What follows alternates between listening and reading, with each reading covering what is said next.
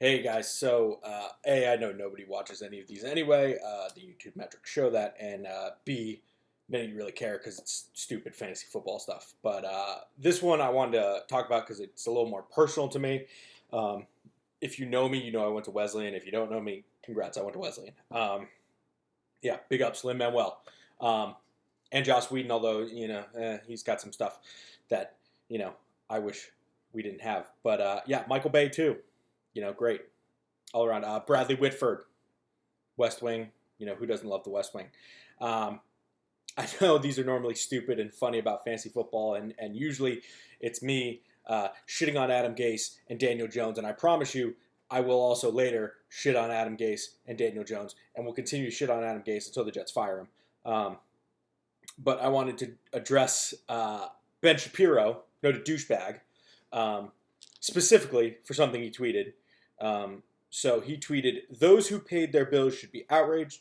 Those who never went to college now subsidizing the degrees of those who went to Wesleyan to major in social justice should be outraged. This is a subsidy to the aristocracy. It's the reverse of progressivism." Um, so Ben, first of all, I didn't shave because I grow a beard because I know you physically can't grow a beard. It seems, um, and I got the chest hair going. I got the flannel. I want you to know that I'm coming to you as a man, since you have an issue apparently with what do you call it? The toxic femininity. Because you're such a big man that you gotta attack everyone else.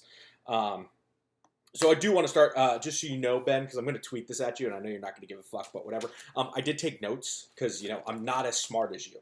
Um, you grew up in L.A. I'm going to give you a little bio here. You went to Yeshiva University High School of Los Angeles. It's a modern Orthodox Jewish high school. 200 students at each campus, boys at campus and a girls campus, so about 400 students. Um, your family is Russian Lithuanian. Congrats. I'm also Lithuanian. We got that bond. You skipped 2 grades, third grade and ninth grade. Congratulations on that. You then went to UCLA and graduated very highly in your class. I believe you graduated first in your class, and then at Harvard JD, you also graduated first or second in your class. So those are some good things that I'm going to say about you. That's about where it's going to end. Frankly, I find your rhetoric disgusting and hateful, and I will list my reasons why now. So in 2003, this is where I'm starting. I'm going chronological for you here. This does not indicate how much I hate you or which of your policies are the worst. This is just what you've said. So in 2003, you favored Israel deporting Arabs and Palestinians, which you then later changed because you said it was both inhumane and impractical. The fact that you had to add impractical means that you didn't really care if it was humane or not. You realized that it was impractical. In 2007, you described Palestinian Arabs as, quote, rotten to the core. Now, specifically on those 2 points, I would like to point out that those sound very similar to, some things that another fascist government, say in the 1930s, said about the Jews. The original plan, if you don't know, Ben, I assume you know, but I'm going to explain for everybody who doesn't know, because I think, with the YouTube algorithm, hopefully some of your, white nationalists and alt-right buddies see this, and then they can understand, although I'm assuming they've already stopped watching. But, Hitler's plan originally was not to kill the Jews, just to get rid of them. And then it turned into work them to death. And then they weren't dying quickly enough, so then he said, let's just fucking kill everyone. That's disgusting on just about every ground we have as human beings. And you deporting the Arabs and the Palestinians from Israel, even though they're Israeli citizens, and then describing them as rotten to the core, very similar to what Stryker and what the other, top Nazis said about the Jews were stealing our money, they control everything. Also, the rotten to the core comment is kind of similar to what people say now, where they're like, George Soros is running everything, and Jews run Hollywood and all this stuff. None of that's true. And really, it just traces back to the long history of anti-Semitism in Europe and in the West as a whole. Something that, unfortunately, is a very big part of Lithuanian culture as well. They ran out the Jews with pogroms for a very long time in Lithuania and in Russia and in Eastern Europe in general. I would think somebody who I know understands as much of Jewish history as you do would realize that saying things like it's inhumane and impractical to just deport people who have lived there for generations and that they're rotten to the core is just disgusting on many different human levels, let alone, any sort of, feeling of kinship that you would have with them, be it, the Judeo-Christian values that the Muslim faith shares, the fact that for a long time, Jews and Christians and Arabs all lived together very peacefully in Jerusalem for a very long time. The Ottomans, despite all the issues they had, if you were Jewish or Christian, you had some rights under the Ottoman government. Unfortunately, with your friend Bibi Netanyahu, the Arabs kind of don't really have any rights. Palestinians don't really have any rights under the current Israeli government, which is a bit of a problem. So that's that specific hateful rhetoric that you spew that I have a problem with. Now for the next one. In 2016, you said Donald Trump was a bully. And specifically, you said that when you left Breitbart, which congratulations for leaving there. Thank you. Too bad you then went on to spew more hateful, vile shit. But when you left Breitbart in 2016, you called Trump a bully because you said Steve Bannon was a bully who subverted Andrew Breitbart's, ideals to create and support another bully in Donald Trump. Then in 2020, funnily enough, you decide you're going to support Trump, and one of the things you said was whatever damage he was going to do has already been done. Now, I don't know exactly when you said that quote. I pulled that off of Wikipedia, and then I went and looked at the article it was cited in, but I don't know the exact date that you said it. The problem with that logic is you're forgetting that we're in the middle of a global pandemic, and it is currently November 17th, and Donald Trump still has not conceded the election, or at least said, yeah, you can release transition funds so Joe Biden can start getting to work on, fixing the coronavirus problem mostly, because that's the real problem right now. And, Donald Trump could do a whole lot of damage in the next 60 days. So, yeah, whatever damage he's done has, already been done. And also, Ben, on a real personal level here, between you and me here, I know that Jared and Ivanka are Jewish. I know they're modern Orthodox like you. However, when Donald Trump's supporters are chanting, "You will not replace us," and are marching with swastikas and Klansmen and tiki torches and all that bullshit, do you not think that maybe, just maybe, his supporters, if not him, don't like Jewish people? So then when you say that there's bad Jews who vote for Democrats, maybe they're just looking at Donald Trump's supporters and saying, oh, he's got Nazis who support him. Nazis don't like us, so we're going to vote for the guy who doesn't have Nazis supporting him.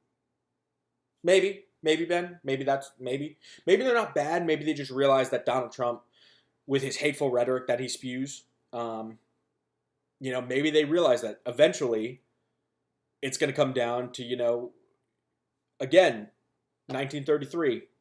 Hitler never won an election, people. I don't know if anybody knows. Hitler never won the election.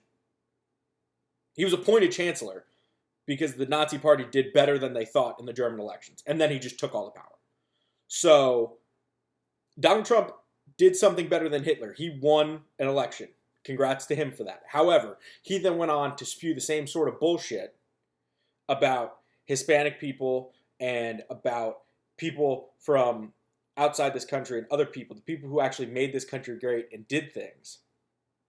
And that's the bullshit that Donald Trump carried on. So that's my issues with you and Trump. Now, going on to all your bullshit about women's rights and LGBT rights, Ben, I find it interesting that you want to support a ban on abortion, including in the case of incest and rape. Your only thing, from what I've read, is that if a doctor decides that it is in the best interest of the life of the mother. Now, I pray to God, Ben, that you don't know anyone who's ever been raped because it's a terrible, hateful act. Unfortunately, I have friends who have been raped, and I would not want them to have to deal with the added extra mental issues and mental strain that comes from knowing that you have to bear your rapist child if you don't want to. Now, there are women who make that choice, and I applaud them for being stronger than I could ever be. But the women in question should make that choice, Ben. You should not be making that choice. I should not be making a choice. A doctor should not be making that choice. The women in question should be making that choice. And in the case of incest, Ben, again, not to harp on Germany here, there was a guy in Germany who kept his daughter locked up for like 27 years and had like 13 kids with her and just kept raping her over and over again. Like, the fact that you don't think in those two cases that it should be allowed is something that is actually even beyond the mainstream of what the Republican Party believes, which is surprising to me.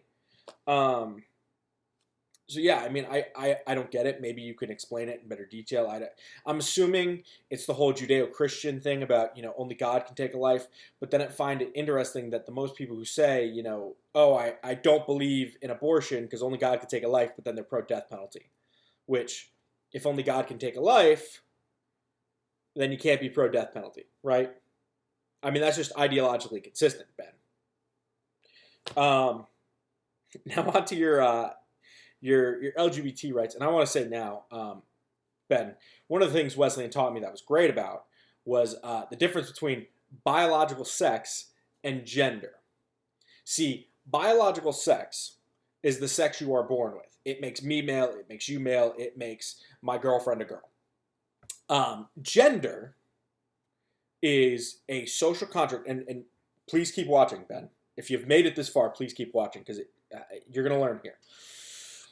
Gender is a social construct. It is how we present. Right now, Ben, I'm presenting to you as a male. I'm wearing a flannel, I have a beard, all those things. If I were wearing a dress and had long hair and didn't have a beard, I would be presenting as female, right? Just like if I were wearing a Yankee shirt, I'm presenting as a Yankees fan. That doesn't mean I'm always going to wear that. That doesn't mean that I'm, somehow secretly not that. It means that that's what I'm showing you that I am, or who I am, or what I believe. Now, at least in this country, for now, we have freedom of expression. So you could express yourself however you want. I could make this video and call you a douchebag and a lying piece of shit because of the First Amendment. If I wanted to wear a shirt that said, fuck Donald Trump, I could wear that because freedom of speech. Now, if it were inciting violence, I could not do that. Because that's not freedom of speech, that's inciting violence. So, that's the thing I think you need to learn here, Ben, is that gender and biological sex are two different things. And believe me, there are people who are very pro-gay rights who don't understand that. And I understand that's a difficult concept because that's how we've always been brought up. Unfortunately, one of the good things about Wesleyan is that they force you to challenge your thinking all the way along. So in 2010, you argued that homosexuality should be in the DSM because homosexuals have higher rates of depression and don't reproduce. Now, that is the exact quote that I found. I personally would not use the word homosexual because why? It's a long ass word, and why? But that argument right there, Ben, you kind of don't acknowledge the fact that those higher rates of depression could be because of how they are treated in society. I have friends who are gay who are very happy and very proud to be gay. I know other people who, frankly, struggle with their sexuality, and it's tough for them, and my heart goes out to them, and I tell them all the time, like, I don't care. You are who you are. That's, as long as you're good to me, I don't care. You could do pretty much whatever at that point. So you kind of don't acknowledge that there's some historical precedent that might be why there's higher rates of depression. And by the way, Ben, I'm not even going to touch on your whole there's no systemic racism in America anymore, because there is. And I'll get into that because after this, I'm going to tell you about my background so you know where I'm coming from. There is systemic racism in this country still. It's not as bad as, Jim Crow laws, but in some ways it's worse because we still have black people getting killed by cops for passing a $20 check, a fake $20 bill, or for going to their car, which I acknowledge you should not be reaching in the car in front of a cop. However, if the guy's breaking up a fight and is going to leave and trying to get in his car, and a cop shoots him in the back 7 times, there are clearly problems in this country that need to be addressed. Okay, so there is systemic racism and racial problems in this country that need to be addressed that Donald Trump has exacerbated, and that you and your ilk, you, Candace Owens, to some extent Kanye, but mostly just Kanye's just mentally ill, and I feel bad for him, but your ilk have kind of brought about and made worse. And just kind of one last thing before I tell you about me, Ben. You apparently believe that being transgender is a mental illness, which again goes back to you not understanding that biological sex and gender presentation are 2 different things. So you could be born one way and not feel that way. Just like me as a Catholic, I could decide to convert to Islam, right? Just because my family's Catholic doesn't mean I have to be Catholic. So just because somebody is born male does not mean that that is who they are. I'm sure you're a lovely person, outside of your horrendous political beliefs, Ben. I don't know. I don't know you personally. But, your political beliefs are disgusting and hurtful as far as I'm concerned. So if I'm judging you just based on these, I'm going to think you're not a good person. But I don't know you. So you might be a great person. I don't know. But just a little about me, Ben. So my high school has about 1,300 kids, give or take. I'm not 100% sure. I'm nowhere near as smart as you. I admit that earlier. I'll admit that now because I had to have notes. I graduated 120th in my high school class. And frankly, I went to Wesleyan because I'm Hispanic and because I could play football. But kind of what your whole there's no systemic racism, which you kind of don't understand here, Ben, is that there is. I went to a very predominantly white high school. I think when I was there was maybe about 6 or 7 other Hispanic kids, and because my mom is white, I can very easily pass for white. Unfortunately, though, Ben, there are racist as fuck people who went to high school with me.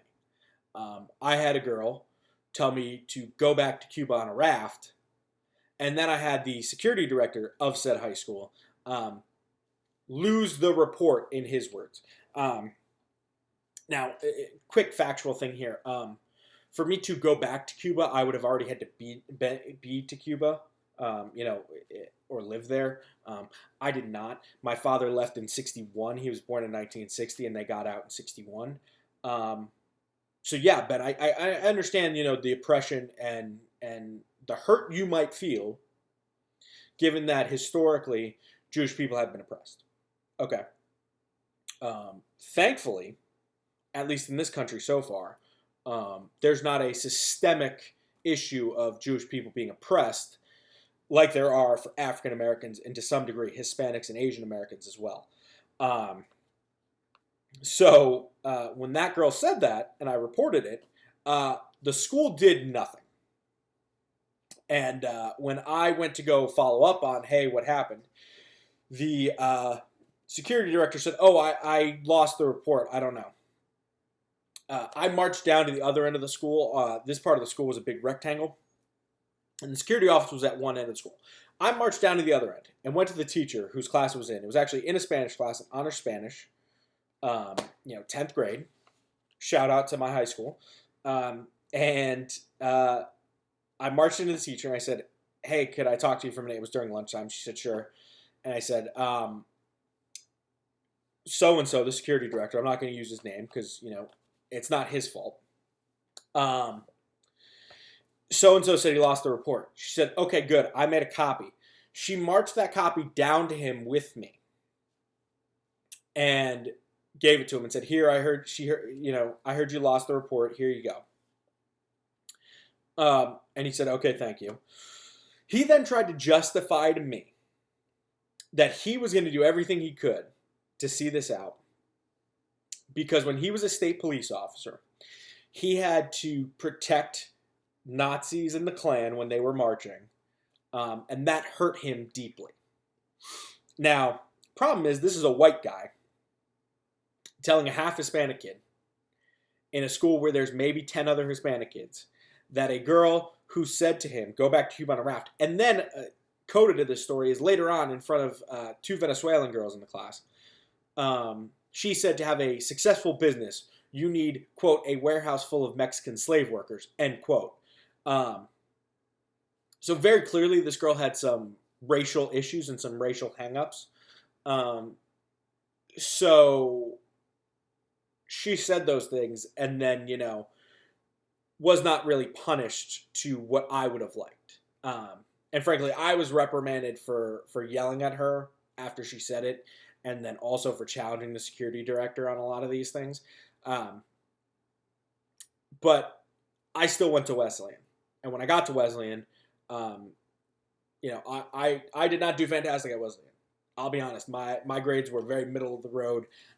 My mother yelled at me frequently about my grades, Ben. But Wesleyan taught me to not give up, and Wesleyan also taught me and exposed me to other ways of living. Some of my best friends ever, that I will ever have in my entire life, came from Wesleyan. One of them, Ben, is actually just like you. She's from LA. She went to a all-girls school in LA. I don't believe it's a Jewish school, but I'm not 100% sure. And fun fact, Ben, even though she's Jewish, she doesn't agree with a lot of your bullshit. Fun fact. To quote Key and Peele, black Republicans are not a monolith. No group of any people is ever going to be a monolith, Ben. But a lot of people at Wesleyan, I know everybody hates on Wesleyan for being, liberal this and liberal that. There were a lot of Republicans at Wesleyan. In fact, one of the girls who started the Wesleyan College Republicans is one of the nicest people I've ever met in my entire life. And frankly, she got a lot of hate because she was starting the College Republicans that I felt was unwarranted. And I pointed that out to a bunch of people of, listen, she can have a different political belief. That doesn't make her a bad person because she is genuinely one of the nicest people I've ever met in my entire life. So your whole, liberals are bad thing, and Wesleyan, having a degree in social justice. For the record, to my knowledge, Wesleyan does not have a degree in social justice. There are a lot of classes that you could take on social justice. There's a degree in human sexuality. So there's a lot of other things. But my major, Ben, at Wesleyan, which, by the way, the one good thing I did was my government major, because Wesleyan has a government major. They don't have a political science. I actually graduated with an A- average in that class. So one of the good things was that I had to take a lot of classes on different types of government and study and learn. And Ben, I could comfortably say in all the academic research I've done and the political studies that I've done, you are a fascist. And, if you don't think you are, feel free. You can reach out to me and whatever, and we can have a dialogue.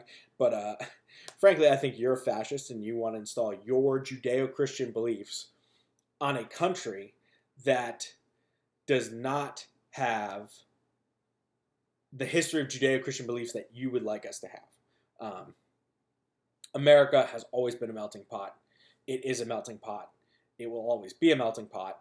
And the fact that you think if somebody does not fit your views, they should be exiled or they should be discounted or they should, not have the same rights as you, that is fundamentally a fascist belief. So, in closing, Ben, kindly go fuck yourself. And Wesleyan is so much better than having to stoop to your bullshit level of discounting everything. So I'll do it for them. But if Wesleyan wants to do it, then they can. I know a lot of um, my graduates and other people I know have responded to you. I know West Wings, which really, Ben, you really should not have attacked Wesleyan, because if you get West Wings on you, West Wings on Twitter is vicious. Um, but they have some of the best food I've ever had. And shout out to Stephanie, who loved me and my friend Alex when we were there. And if I could get that cookie dough recipe, because that cookie dough recipe is awesome from West Wings. But yeah, Ben, I would encourage you to talk to people who went to Wesleyan, because obviously I know you went to UCLA and you went to Harvard. Did you apply to Wesleyan and not get in, Ben? Was that it? Did Wesleyan turn you down? Is that why you were upset? Maybe, maybe.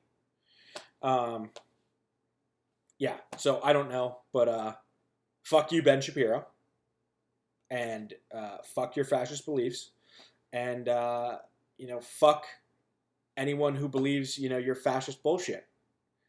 And I hope you watch this, and I hope you learn something. I hope it changes your beliefs. I know it's not going to, because I know realistically you're not going to see it, and realistically, even if you did see it, you're probably going to get to about the first 2 minutes in where I say "fuck you, Ben Shapiro," and then you're going to turn it off.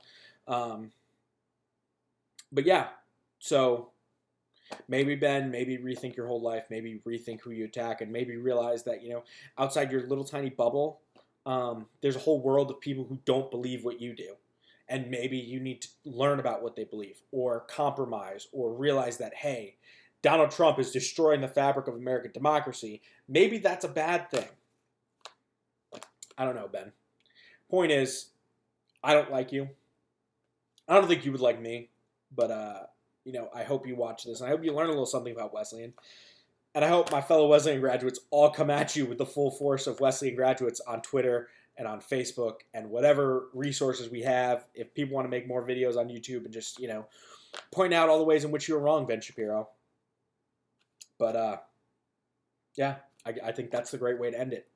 Ben, I hope you change your views, and I hope you realize that being a fascist is wrong, but I know realistically you won't. So, I wish you good health, and I hope that your family makes it through COVID okay, and I hope that, everybody's all right.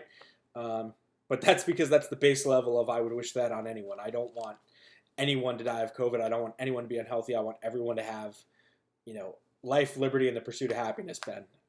And unfortunately, it seems like you don't want that for everyone in this country. So, I don't know. Maybe rethink that, Ben.